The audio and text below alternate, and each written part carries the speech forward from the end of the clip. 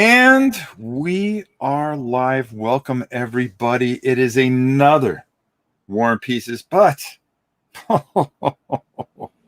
oh, do we got somebody for you today? We can't. We can't. I was told before we went on air that I cannot look him in the eyes.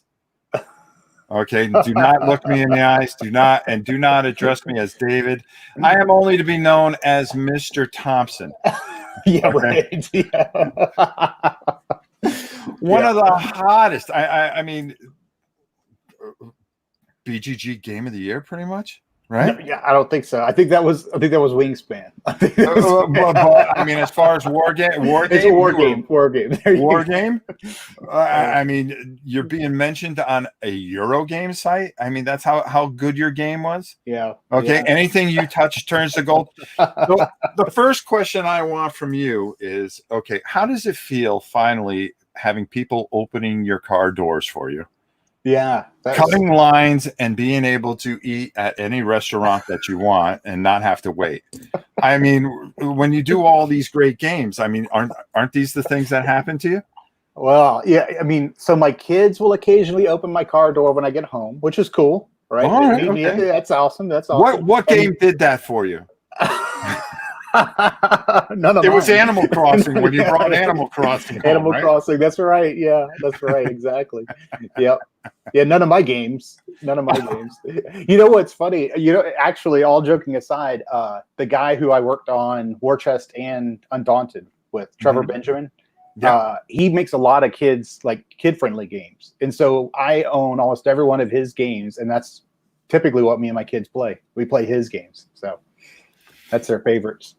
I mean, when you think of War Chest, you think of Undaunted. I mean, rave reviews. I mean, you must sit there and go, "Wow, this is just fantastic."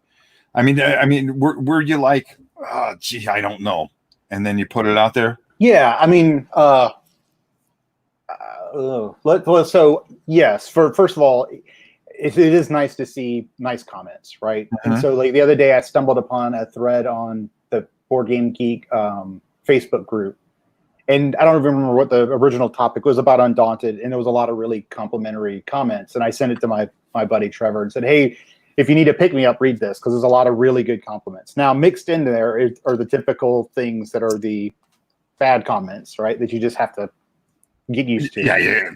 I won't say they don't bother you, because they do, right? You're not human. Oh, I mean, I get stuff, but when you put out a video and they're like, and you're like, why am I doing this? Yeah. And then you read the good comments. It is what it is. Yeah. Now I will say there was a difference going into the two of them as far as like expectation for how they were going to be received. I mean, War Chest came first, and from a release perspective, and it's an abstract.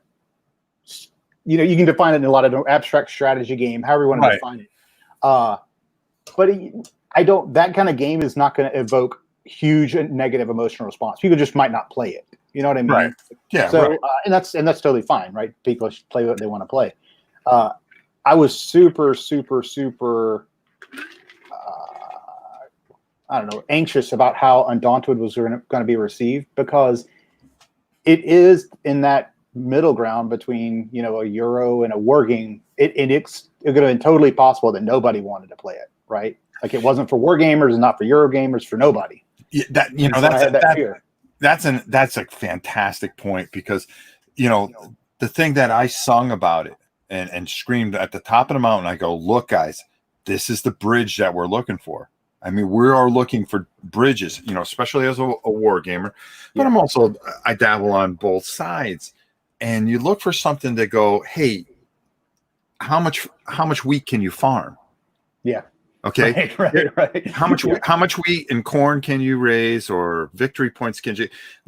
Let's get you over here so you can get a look at this. Yeah. And see that you can challenge yourself even more.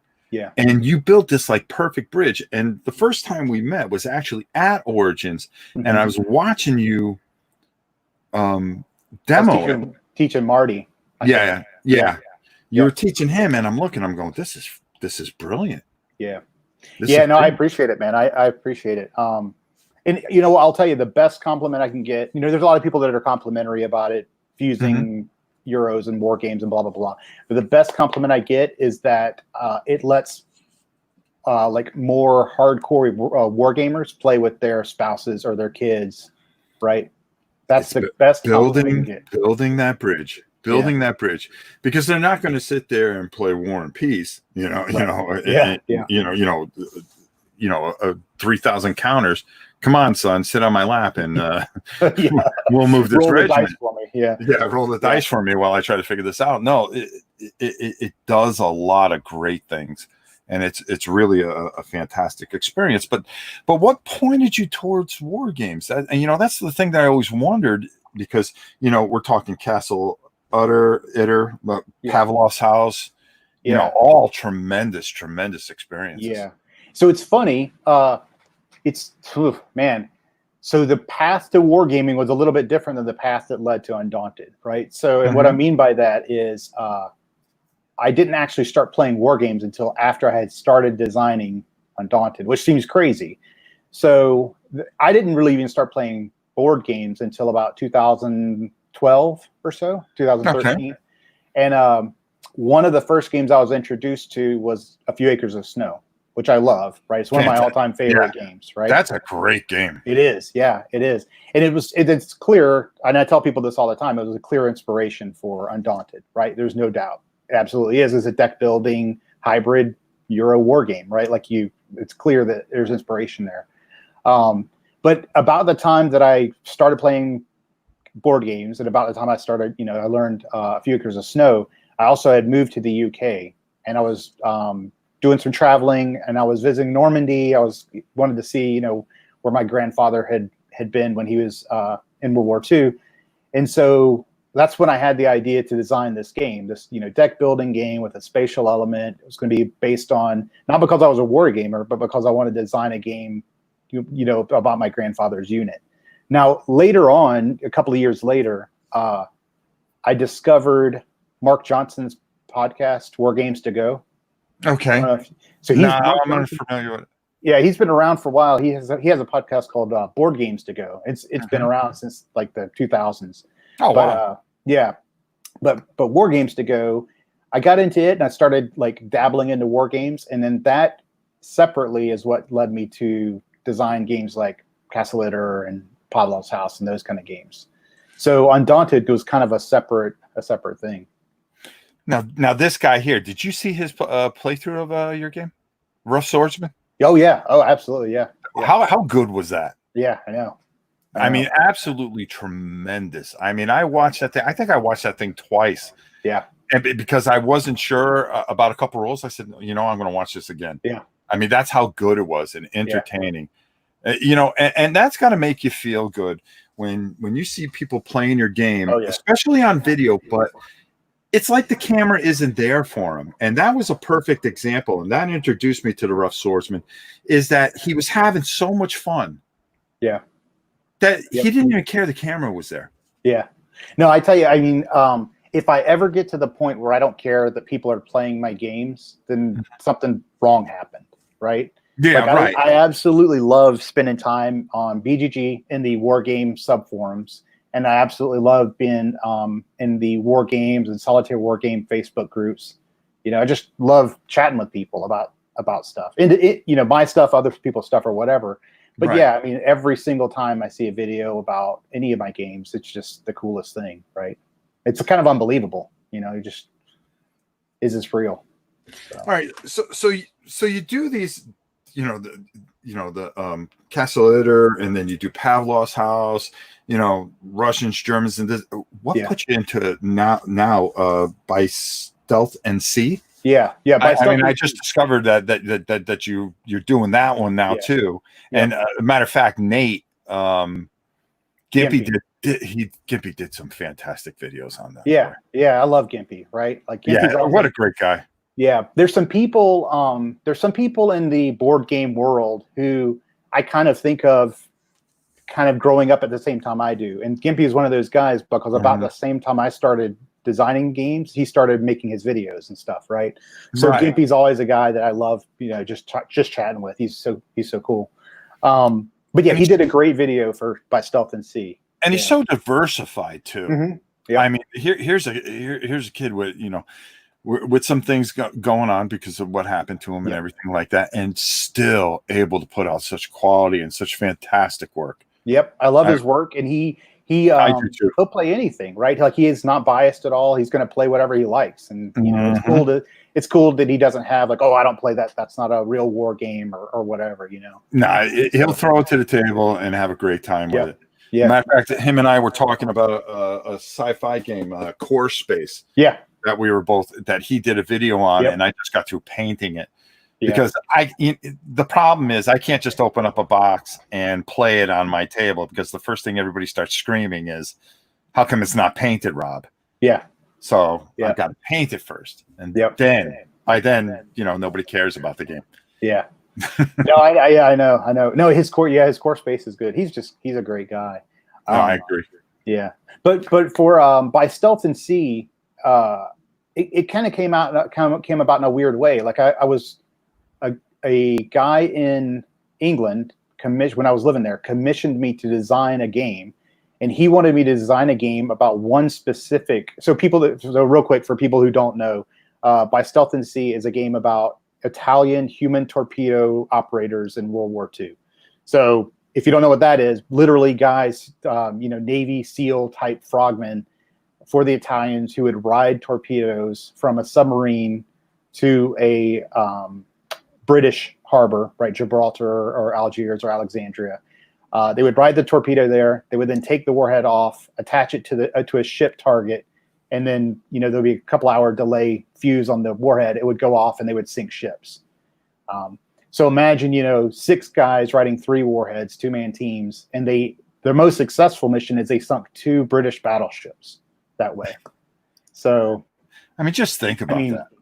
Yeah, it's unbelievable, right? It's like it's just the level of destruction caused by just a couple of people. So a guy had commissioned me to design just one of those scenarios, one mission of the many that are in the actual final game. And I won't go into the gory details because nobody cares, but that commission kind of fell through.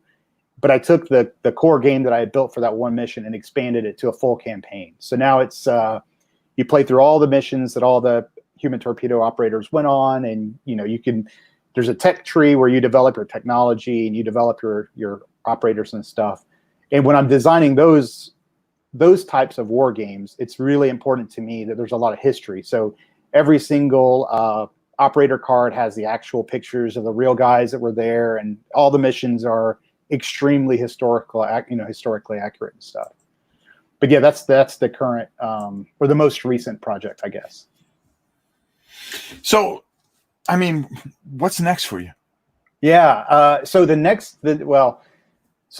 big next is Undaunted North Africa comes out next month, right? So that's comes out next month. Next month. Yep. That's the big one. So we're kind of gearing up for that.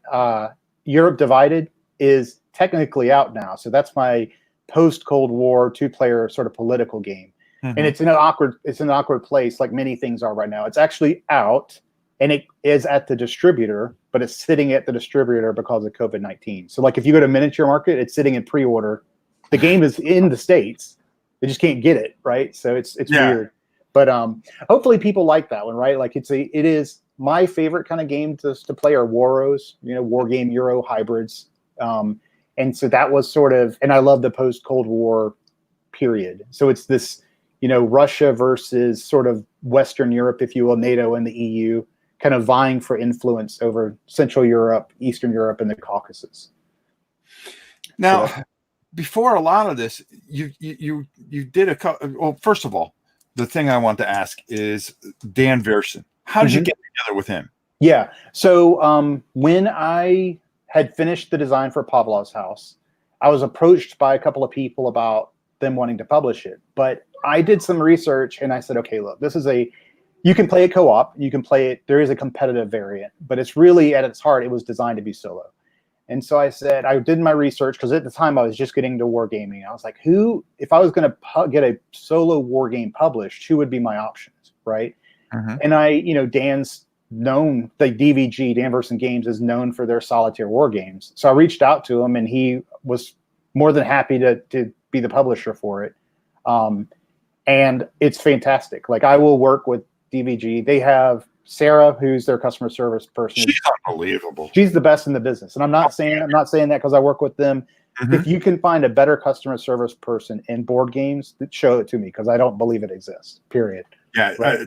I've dealt with her a couple of times. As a matter of fact, we were breaking down some of their games and stuff like that. Yeah. And somebody had mentioned one of their games, and I said, no, I've never played that. 3 days later, it was on my doorstep. Of course, yeah. Yep. I mean, it's absolutely fantastic. Yeah. Yep. I mean, and kind and nice and everything. Yeah. And the game turned out, it was a zombie game. Oh, yeah. It's actually really cool. That zombie game with the timer. Yeah. Yeah. I mean, that's a pretty cool thing. Yeah. Yep. Some people don't like the timer. I like the timer. I like the pressure. Yeah. No, I love, and I tell you, like, I love working with them. Dan's son, Kevin, is who does all of the like file layout stuff. So I'll do all the design work, obviously. And for the DVG games, I do all the artwork and stuff. Mm-hmm. So they give me complete creative freedom, right? Do what you want to do. And then just working with them is amazing. It's fantastic. So that's actually the project I'm designing right now, is the next one in the series after Castle Litter. It's called Soldiers in Postmen's Uniforms. Oh, really? Yeah. So it's about the defense. This is, again, super niche topic here. The defense of the Polish post office in the free city of Danzig on the first day of World War II, right? So so people that don't know their Danzig history, Danzig was a free city after World War I, mostly German influenced and occupied, but it had pockets that were Polish, right? Right. And if there was like the post office, the Polish post office in Danzig was considered Polish territory. Mm-hmm. And so they knew World War II was coming. They knew that they were going to be targeted by the Germans and the Danzig City Police. So it's all about them holding out for the day against Danzig City Police, SS, and SA units attacking the post office. It's an incredible story. It's just, I mean, the things you pick out. Yeah. Right. I mean, I can imagine people trying to defend my post office for crying out loud. You probably make a game about that. Yeah. The defense of Grand Island. Well, I mean, the thing is, I want to be able to say, well, I have the best game about the defense of the Polish post office in Danzig, right? Nobody can take that away from me. They cannot take that away from me. No way. Now you also have it seems like you like a lot of science fiction stuff. I mean, I do. Yeah. Yep. Yeah. Okay. Because, oh God, Gimpy and I were just talking about the game that got funded by DVG that we're waiting to come out. For What Remains. For What Remains. Yeah. Yeah. For What Remains. What inspired that? Oh man. So that game I started designing in the mid 2000s before I even knew what modern war games were, right? Or modern board games were. So it was inspired by me growing up playing D&D. Playing tactical role-playing games, so like Ogre Battle or Final Fantasy Tactics on the PlayStation, right? Yeah. Blood Bowl, playing the original Mage Knight Clicks game, not the Mage Knight board game, but before there was Hero Clicks, there was Mage Knight Clicks. Right? Did you play the dungeon version of it? Yeah. Oh yeah, Mage Knight Dungeon. Yep. Sure. Mage Knight Dungeon. Yeah. We'll get back to that. I'll let you finish this because I got a couple things to run. But I mean, so those are my formative things. I didn't know what board games were, but I knew what all that stuff was. Right. And I said, man, and post-apocalyptic is my favorite genre of anything. That's my as far as like fiction stuff goes. And so I just made the game I wanted to play. Right, like and this was in the mid 2000s, so this was way before the era of like hybrid minis, board games, and stuff. Right, there really weren't anything like that at the time, but that's what I wanted to play, and so I started designing it. Really didn't know what I was doing, and then once I started designing games, and then when I really got into war games, I basically reworked the system to kind of modernize it. Right, and that's how it came about. All right, Blood Bowl. Let's start with Blood. Yeah. Right. Yep. First of all, I don't get beat at Blood Bowl. Yeah. I mean, that's my game. That is one of my top 5 games all the time. Okay. Yeah. So who you playing? So I don't. So Blood Bowl. I was introduced to Blood Bowl in the late '90s when I was in the Air Force. I was in Omaha, Nebraska, and my Air Force buddies, one of them introduced him to me. So we played our little group, right? Like our 6 people or whatever. We never played in the league. We had our own little, personal group that we would just play. Yeah. I played High Elves, right? And I was good with High Elves. I was good. I'd run the score up and make people mad. And But I introduced my... Brutal. Oh, yeah. Now, I introduced my brother to it, and he got into it way more than I ever did. He would play in tournaments and stuff in Georgia, South Carolina area. So he was huge into it. It's the one game where you take that team and it's so personal. Oh yeah. And if a guy gets killed, you feel like you died. You feel like you died with him. Yeah. It's the original Legacy game, right? I mean, it's like, if you really think about it, it's the original Legacy game. So you build up this guy. Okay, I finally got an extra point of strength on him. So now I'm getting 2 dice every time I go into here and this, that, and the other. And then it's always some freak thing. Oh, I'm on the sideline. Oh no, I get pushed out of bounds, beaten up by the fans, and I'm dead. Yeah. Or you'd have those situations where you'd have this elaborate turn, right? And so you do all the figuring it out. Okay, this is the sequence I have to do it in, and blah blah blah blah. Now I'm going to start it off with this high probability thing. I'm going to go ahead and knock it out because I know I'm going to succeed in it. And you fail, and your turn's over, and everything goes to. Because you make all these moves, and that's the real beauty of it. Okay, 3 dice here, 2 dice here, 4 dice here, and then I'll save the 1 die thing for over there. So you roll the 3 dice, all skulls, and you're out of free rolls. You're out of re-roll. It's so good. It's so good.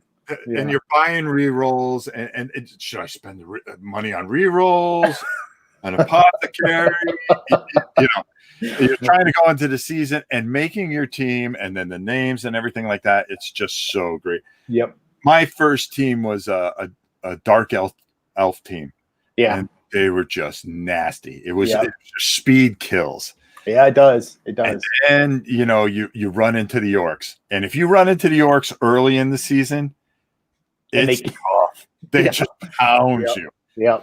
You have to just bend, wait for an opportunity, gang up, and then take off. Yeah. And oh God, I love that game. But you also mentioned Ogre Battle. So now I gotta ask you, okay, what's your system? What game system do you like the best? Well, so I played video games until like middle school and going into high school, which is like 94 or something, right? So I didn't even have a TV. So I joined the Air Force in 97. I didn't own a TV until the late 2000s when I got married and had kids. So I didn't play any video games at all. Then the kids just now, like literally, I bought them a Switch a year ago, maybe.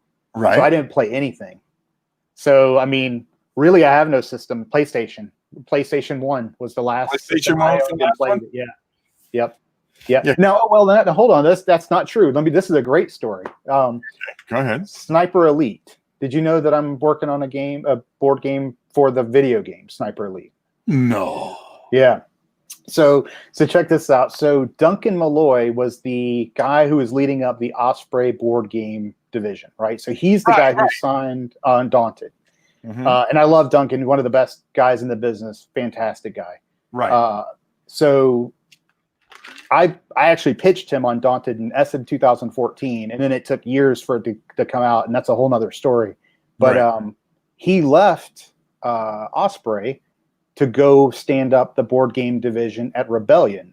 Now, Rebellion's the company that they have all sorts of stuff, comics, all sorts of stuff, but they're the video game company that makes Sniper Elite. Right. And so Duncan reached out to me, and he's like, "Hey."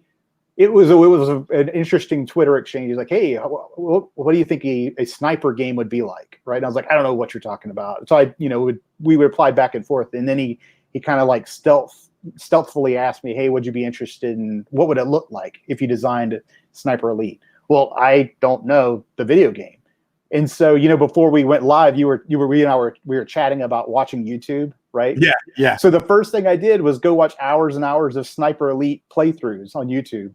But then I bought an Xbox so I could play Sniper Elite, right? So that I could design the game around the play experience.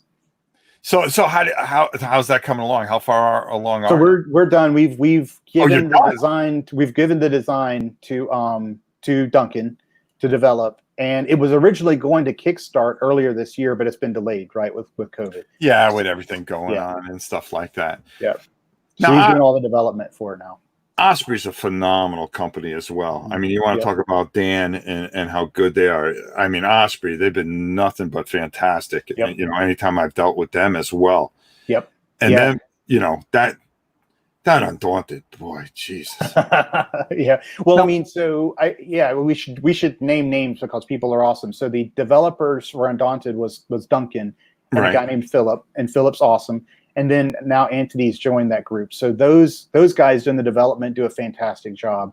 But really, everybody at Osprey, you're right. Like it is just extremely professional, right? Extremely well run, top notch, right? And then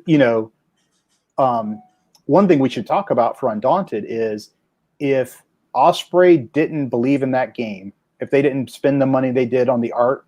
The art's phenomenal. I think the art's phenomenal. I do as well. I mean, it's absolutely breathtaking. Yeah. I mean, when you put it out there and you look at it, I mean, it just sucks you right in.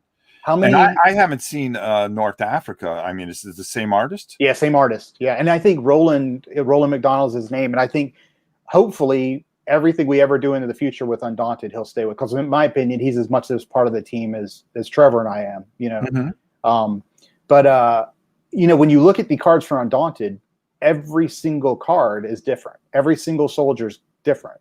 So I don't think there's that many publishers that would say, you know, because when you look at it, it's just Rifleman A. There's 5 copies, right? Like you could just make five copies of the same card.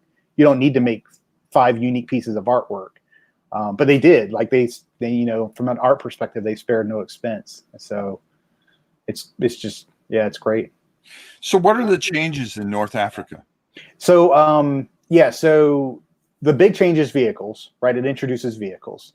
Oh. Yeah, because you're on. So it's set in North Africa, but you're playing the Long Range Desert Group, and people might not know who that is. Like most people know the Special Air Service or the SAS. Right. The Long Range Desert Group, people will kind of conflate the two of them because they were kind of commando guys, but really what they were doing was long range penetration behind enemy lines for all sorts of different missions. In the game, we focus really on what they call beat ups, which is attacking an airfield, attacking a fuel dump, that kind of stuff, right? Like really small scale skirmish, quick hit, kind of get in and out missions. So because of that, because, you know, it's in North Africa and it's a mobile unit and stuff, vehicles made a lot of sense. We wanted to increase the mobility, slightly increase the play area size, that kind of stuff. So if you're on the Long Range Desert Group side, you're playing with some Jeeps, right, that have like anti-tank, anti-armor weapons, machine guns, that kind of stuff. On the Italian side, there's a tank, right? You actually have a medium tank that they can control. And they have some other, you know, trucks and Jeeps and stuff. And they actually have an aircraft that's not represented on the board. It's represented like as a command card, which is really cool. But the other big difference is the two sides. So if you play Undaunted Normandy, although the scenarios are asymmetric in their design and to include usually the actual deck composition you're playing with, if you were to look at all of the cards that are available to you across the totality of the game, they're symmetric decks, right? The German deck is the same as the American deck, but that's definitely not the case in North Africa. So every single guy on the Long Range Desert Group side is a unique guy with a unique set of, you know, skills and actions. And then the same is true on the Italian side. Everybody's unique. They're all, you know, completely different. So it just increases the asymmetry across the two. I can't believe that in the middle of a stream you come over and ask me to open something up. I wanted ranch dressing for my salad. Oh my God! Life doesn't wait. Not for the queen. This ain't opening. I'm just gonna cut it open. Just cut it open. If you can't open it, I don't know who can, man. No, believe me, my hand was slipping off, and I was squeezing that thing. I was gonna. The actual plastic was twisted. Yeah. I go no, because I'm gonna end up with it all over me. Yeah. That would be the greatest stream of all time. Yeah, that would be your Right? most views. You could have gotten views. Yeah. I'm just completely covered in ranch dressing because she wants to have a salad right now. Listen, it waits for nobody. She's like, whatever you're doing is not important, Rob. I can care less. That's why she's known as the queen of the known universe. And anybody that's in here, because man, I'll tell you, I ain't got to. That's a space game you should make. Only give her a whole bunch of tentacles and stuff like that. A diamond for each one, of course, because she's got to bring out. But I mean, where are you going to take this next? I mean, you got North Africa in the books, and you said, well, going forward. Yeah, and I picked up on that. Where do you go next? Yeah. So a couple of things. I can't answer your question because Osprey would get mad at me, right? Oh, okay. But I mean, I could say a few things that I think people might be interested to know. Again, this is awesome. This is maybe not unique to Osprey, but it speaks to their belief in the game.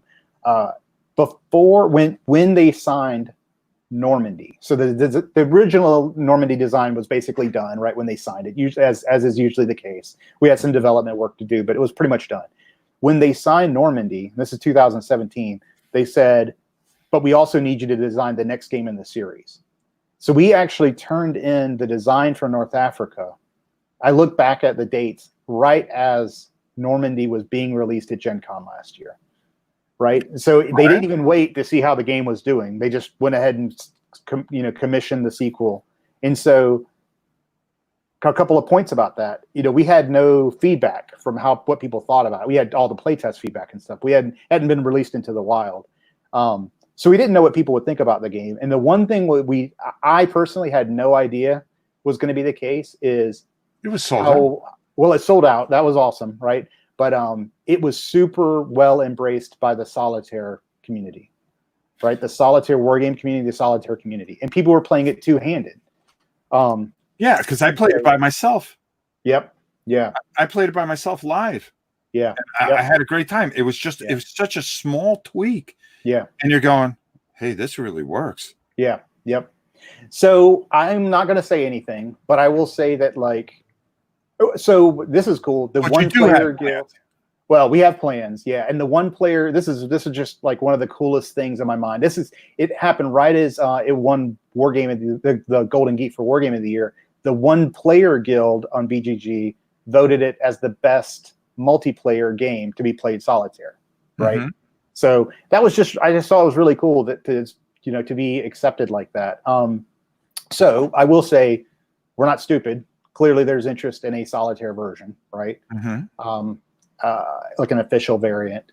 And we just turned in what will be the next game in the series. So it's been designed and we've turned it in. I just can't talk about specifics about what it is. Here, we'll get around it a little bit. And the way I'll do that is you just turned in the next design. Yeah. Is there a cap? Is there a place that you want to end at? I think I'm not so much a place, but I mean, yeah. You say, okay, the Undaunted series, I see it going 5 games and then that's it. I think that I want every game that we do for Undaunted to have something different for people. So what I don't want it to do, what I would never be happy with is if somebody said, for example, I can tell you that the most 2 commonly requested things are Pacific and East Front / Stalingrad, right? Not surprising. Not surprising. No. So let's say we got to the point where we're like, well, the only real way we can do Pacific is if we just reskin Normandy and we slap, the Germans become Japanese and the Americans are in the Pacific and we'll just reskin it. If we got to that point, I would not want to do it. Right. You know what I mean? So I don't know if there's a cap necessarily, but if we ever get to that point, then I don't want to make that game. Right. I think there's a lot of potential in the future. So I can tell you that we turned in the design for the next one and we've started work on what comes after that. So, we've got thoughts on what makes the next one in the series sequel, special. Yeah, because each one has to have something different. Yeah. To go for it. Yeah. All right. So unlike Herman Lutman, okay, you're the hot designer out there. No, Herman's hot, man. Yeah. You know who Herman's hot to me. I got to give him a hard time. I give him a hard time. He's awesome. But I mean, do you find a lot of companies coming into you now and going, "Hey, geez, we want you to work with us. We want you to work with us." People that probably didn't give you pay attention to you beforehand now are coming to you looking to get you to do things. So I will say that probably for the next 2 to 3 years, there's really no room to do something that's not been a game that's in like the next sequel to War Chest or Undaunted or the next game for DVG. Like all of those are scheduled out. And I am lucky. Like I'm working, I can't talk about the game, but they've openly referred to it, the Sadler brothers with Blacklist. So Adam and Brady Sadler. Yes. So Trevor, myself and Trevor, the co-designer again for Undaunted, we're working on a game with them. And they approached us. So, I am absolutely at max capacity right now. I'm at that point where, So, it's funny, right? Like I'm not complaining at all. I'm super happy that I'm in the position. I'm super blessed, really, to be in the position I am. Because if you had told me 3 years ago, hey, your next 3 years are going to be planned out and you're going to be maxed out, you're not going to have any more time. That you cannot ask for anything more than that. That's perfect. I will say it's a little bit frustrating sometimes because you'll be working on something and you'll have an idea and you're like, man, that would be an awesome thing I want to do. Like I have this passion. I really, really, really, really want to work on games about women in World War II, right? That's something I really want to do badly. And I think that there's publishers out there that I could probably get to publish it. I could probably find someone willing to support it, right? Right. But it just sits there on my want to design list because I don't know when I'll have time to do it. And that does it's not disheartening, but it's a little bit, like I wish I had time to do that. But no, I'm in a blessed place. But then again, when you really think about it, you go, thank God I don't have any time. Yeah. Oh yeah, for sure. Yeah, absolutely. Yep. It's such a blessing, Yep. Now you say you're a big Dungeons and Dragons guy. Okay. Yep. Have you ever thought of making a dungeon crawl or doing, going to that point? Or are you really just locked into this world, these different types of stories throughout, world history, more or less? Yeah.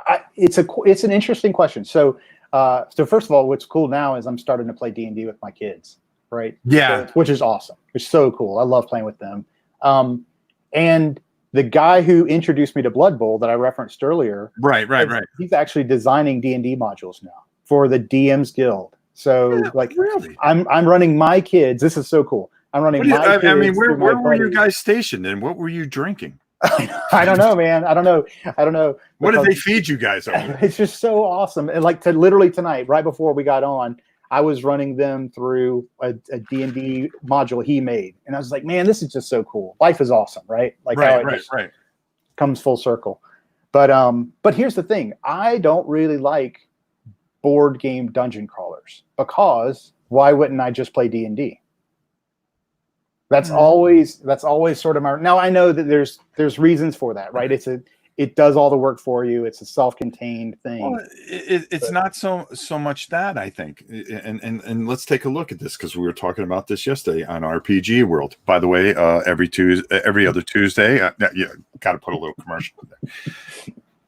There's two variances to D&D. Okay, number one is the theater of the mind. Yeah. Yep. Okay. Some people can process it and really get it and become immersed in it and be able to take their character and be somebody that they normally not. Okay. That's one side of D&D. And then there's the visual person. Yeah. That sees things, like make all kinds of different terrain and stuff like that. Matter of fact, I was and sees that. And that's how they get immersed into it. It's like, okay, here's this dungeon, man, what are we in for? Yeah. So there's two variances. The board game does one thing, and I think it's hard to balance that theater of the mind and then that board game, like you said. Exactly. Yeah. Yeah, we are. So I grew up theater of the mind. Most of what I played has been theater of the mind, right? Right. And I like theater of the mind. Now, what's funny is I love tactical skirmish games, right? Right.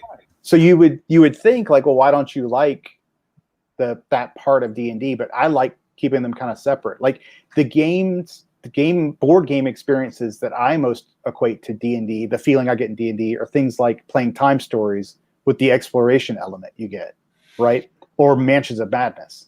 When I'm playing those kind of games, I feel like I'm playing the exploration pillar of D&D, right? Which is probably the thing I like the most. Right.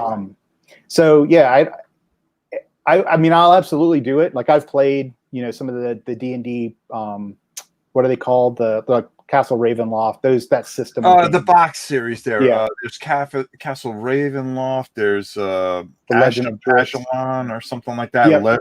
Yeah, all those. I mean, I've played some of those. Yeah. Tomb of Annihilation and stuff like that. Yep. Yeah, So I I've just played had to look up some. And I will absolutely. I'm not saying I won't do it. Right. Like that's a possibility. But I will say that I love the research that goes into a real world, because all of my war games that I do when I'm doing the solo design stuff are all very much at the individual level.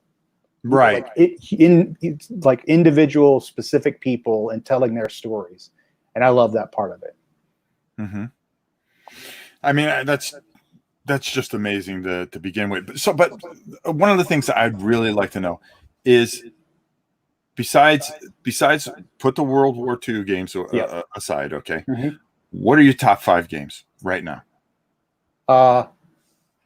And why? Yeah. Okay. So first of all, I absolutely love. So I love Waros. I love CDGs, card-driven games. Yeah. Short. The shorter, the better, right? And I want pack as much possible tension you can get in that period of time. So let me give you some games games from last year that I loved. Blitzkrieg. Okay. Blitzkrieg is tremendous game. Fantastic. Paulo there. Yep. Paulo Mori. Yep. Yeah. Yeah. I mean, it was my game of the year, and it wasn't really even close. Like the gap between it and the second and third is huge. So Blitzkrieg is unbelievable. And if you're a war gamer and you're like, oh, it's not a war game, just shut up and play it because it's amazing, right? I promise you. I don't care what you call it. Just play the game. I love the thing I love about that. Now, not to mention that Godzilla was in it. Yeah, I'm a he's huge, in the expansion. He's in the expansion, and he's part of the Japanese. I mean, we even I'm such a big Godzilla fan. There it is. Yeah. I mean, you gotta have him. Hold on. Usually, there's some money there for him to take. Yeah.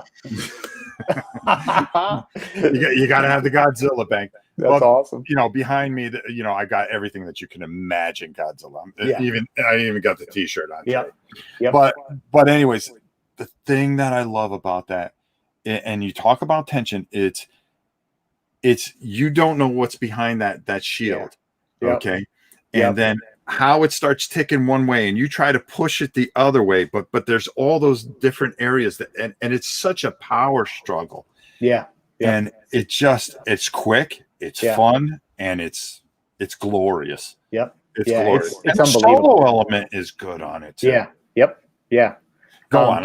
David Turksey designed the solo system for it. Oh, so yeah. It's not surprising, right, that it's good. Yeah. Right. It was great. Yep. Watergate. Okay, I haven't tried that one, but it's good. It's sold out at Miniature Market in a heartbeat. Well, Shut Up and Sit Down reviewed it recently. Okay. So, and it's good.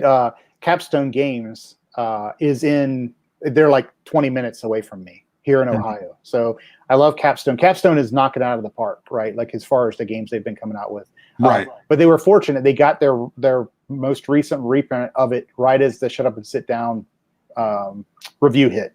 So I think it's been selling like crazy. I'm looking over Irish Gauge from last year was really good. Yeah, and I love a lot about that. Yep, it's good. And so I'm kind of lately I've been on this kick of those hour-long train games, right? Give me a really good, robust train game experience, but do it in an hour. And so I also played the next game in the series, Ride the Rails, which is also really good. Yep. But so those are my top games from last year, right? Now, what was the game that I? Oh, and The Crew.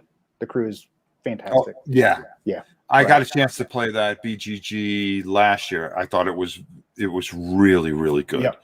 It's special. Like, it's a new thing, right? You know, it's just I mean, different. it was so different, and you're trying to complete these missions, and was there like 50 missions or something like that? It's a matter of how far you can get, and it just does all these different things. I really thought it was really good.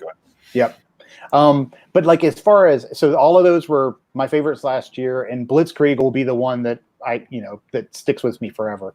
13 Days is one of my all-time favorites. Another great game, because I when I played Blitzkrieg, people started saying, "Yeah, you got to play 13 Days. You got to play 13 Days." And I went and I got it, and I went, "Wow, this is tremendous too." Yep. Tremendous. Yep. Now, and then maybe like Few Acres of Snow, right? Like, I mean, you got to throw that in there. Yeah. And people always, people will talk about Hands in the Sea. Have you played Hands in the Sea? Hands in the Sea? No, I have not played Hands in the Sea. So the designers of it credit A Few Acres of Snow, and rightfully so. It's essentially the same system. And when you look at those, for people that are interested in, like, this war game, Euro hybrid, card-driven things, there's not a lot of them. So you might want to check it out. And I would say, like, objectively, the design is probably better, but I'm a huge French and Indian War fan from back. So I love, A Few Acres of Snow is just one of the best all time. So now I want to ask you, and don't name any games. Yeah. But have you played a few games and gone, boy, I could take this and I can do something else with this, and I really want to do something else with this? Do you mean because I thought I could improve it, or because it was inspiring and it was inspiring? Yeah. Blitzkrieg. Mm-hmm. As soon as I played it, I was like, oh my gosh, like, this mechanism is awesome. I just want to, it's just unbelievable. You just want to make it recent. Yeah. That's the most recent example. Like I said, A Few Acres of Snow inspired Undaunted for sure. Like, things like that. I mean, but they don't look that similar. That's probably the most recent, most relevant or whatever example I could think of. Yeah. Is there? I mean, do you have a French and Indian War game in you? Oh man, so I've talked about this a couple of times, because, as I said, from a war game perspective, like actual war games, World War II is my happy place. But there's a reason for that. It's not because I'm obsessed with World War II. I enjoy World War II, and of course, I have the personal ties to it and stuff. And for people that don't know, one thing I should say, I mentioned earlier that my grandfather was in the unit that Undaunted's about. You told me that at Origins. Yeah. But what's even cooler, and I don't know if I don't remember if I told you this or not. I designed the game. It's done. I went to every battlefield, every scenario. It had a real battlefield, and I went to them all. I visited them all in Normandy, and I was there. So I basically literally walked in his footsteps, right? So I designed the game, and it was always going to be kind of dedicated to him. And so there's a card with his name on it. Late in the development process, the design was done. Osprey has the game. They're doing all the art, and they're going to name all the guys. My wife goes to Alabama. She comes home. She brought her family Bible, so like all good Baptists from the South, we have this gargantuan family Bible, right? That's, ancient. Well, she brings it, and we open it up, and her grandfather was also in the 30th Infantry Division. Oh, for crying out loud. Yep. So he actually has a card in the game too with his name on it, right? So both of our grandfathers fought in the same unit during World War II, right? Which is just cool. So anyway, that's an aside. So why World War II? Why do I like it? I like it because World War II allows me, there's enough detail there at the personal level that when I'm looking for the individual pictures of the actual guy, they exist. I can put them on the counter. I can find who commanded what unit, right? Like that level of detail exists. Once you start going further back, you start to lose that, right? It's maybe a commander, but that's about it. You're certainly not getting a rifleman's name and likeness. And then if you go more recent than that, prior military, I'm Department of Defense now, right? Like I'm Intel for my day job, right? Deployed to Iraq, blah blah blah. I don't feel comfortable designing modern day stuff. It's too personal for me. Right. So World War II winds up just being the happy spot. I can get as much detail as I want, right? And it doesn't feel too personal or too recent. Right. So that was a really long way of French and Indian War. Now, French and Indian War, it would have to be a very different scale. I wouldn't be able to pull off the Pavlov's house, Castle or each counter is an individual guy scale. Right. Yeah. But I mean, man, everything, if it's a French and Indian War game, I probably own it. 1754, Wilderness War, I've got them all. So, yeah.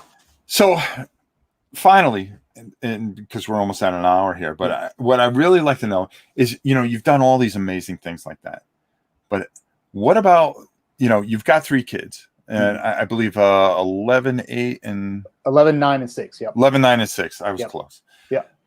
Have you ever thought of designing something for them? Yeah. Something that you can say, hey, something, this is for, Dad designed this. This is for you. Yeah. And breaching that kind of thing, especially, having 3 kids and things like that, knowing the kind of things that entertain them, and can you find inspiration from them to do something like that? So for a couple of things. First of all, my son and I play war chest probably twice a day. Wow. I mean, he loves war chest. That's got to be a huge thing. I love it. Like, you could not make me happier, right? I'm a happy dad. Now, some funny things about that. He's pretty good. He's 6, right? He's pretty good. What I will do is I'll let him pick all the units he wants. And he likes units that are kind of independently powerful, right? They don't need a lot of comboing. And then I will take units that don't combo necessarily well together, but I'll try. I won't let him beat me. And it's usually competitive. More often than not, I'll beat him, but it's usually competitive. Right. So that's glorious. Like, there's nothing better than playing a game you design with your kid. And they want to play. He comes to me in the mornings, knocks on my door into the office, comes in and wants to play war chest. So it's life is good. Right. Now, I did design a game called Orc Olympics, which is a really light trick-taking game. Really? It came out a few years ago. Yep. And the kids like it. It's not as good as like Sushi Go, so rightfully so. I don't make them play it. So every once in a while we'll break it out and play it. But we play Sushi Go Party more often than that. Right. But it's cool because they like it and they wanted to take it to school. They wanted to take one of my copies to school to have at school for indoor recess and stuff. So that's cool. That's awesome. But if you said, hey, set out to design a kid's game, right? Right. I think I'm not joking. I think it's harder than designing a war game or Why is that? It's hard. This is for me, right? Not for everybody. This is just for me. It's hard to try to anticipate what a kid's going to appreciate in a game design, right? I think like, you can say like, oh, this is going to be fun, but it doesn't necessarily translate to what a kid actually wants to do. So I find it kind of intimidating. Oh, here's another good. This is kind of like the equivalent. I've briefed generals. I've briefed senior. We have politicians. Blah blah blah blah. No problem in the world. I brief them things that I know way better than they do. I know that, so I'm not nervous. Right? That's fine. If I'm teaching Sunday school, I'm a nervous wreck. Complete nervous wreck, because it's kids, and I'm like, I don't know how to handle kids. Like, I mean, I can deal with my kids, but like other people's kids, it just stresses me out. And so I think it's this kind of same thing. Like, there's all this weird anxiety, or I don't know what it is. Well, their attention span isn't there the way it used to be. Right. Well, that's true. That's true. You know what I mean? So I can see where that'd make you really nervous, because you run into a problem where, here you are, with these bunch of kids, and you got them focused for a second. Yeah. And it's just like that. You can lose their attention just like that. You guys, I feel like I have no control. I don't know how teachers do it. Like, they're the champions of of our lives, because I could never in a million years do it. Now, your kids don't spend a lot of time watching TV or playing video games, all day long and stuff like that, right? No. So their They're attention span is, yeah. their attention span is probably pretty good. Yeah. Especially if your one son's sitting there playing war chess with you, yeah, he has a good attention span. Yeah. A lot of these kids, unfortunately, and I love video games, don't get me wrong, right, and all that stuff, but they just sit there and play it. If there's not constant action, right, they're gone. And that's why you don't find a lot of these kids playing board games and stuff like that. Yeah. But nowadays, even if you look and you start thinking about it, it's kind of taking that turn now. Okay. Because nobody's watching TV anymore. Yeah, that's true. They're on their device, doing whatever it is they're doing. Yeah, they're either on their device or they're watching YouTube, watching war games like you do. That's right. That's right. Oh, man. All right. So, hey, we got this all wrapped up in an hour, and it went by pretty fast. This was awesome. Yeah, it's great chatting with you. It was great having you on, and I really appreciate it. And everybody out there, I really appreciate you guys sticking in there. I wish we could have got to some questions. I didn't even see if we had some. We were just all over the place. So there you go. But again, thank you everybody for watching. David, thank you so much for coming in here, and I hope we can have you back on again. We've got a bunch of things planned going forward, and I'd love to have you back if you anytime. come back. Love to. And I really appreciate it. I wish you nothing but luck with North Africa and everything else you got going on. But you don't need luck. It's all skill. I'll take it, man. I'll take whatever you can give me. All right, I'll give you a little bit. I'll give you a little bit. But I ain't giving you my lotto ticket. Because it's the loser anyways. But congratulations on everything. Everybody, thank you so much for another exciting War and Pieces. Join us next week when Mr. Herman Lockman will be joining us as a special co-host. So until next time, for David and myself, it's your old pal Rob. We'll see you soon.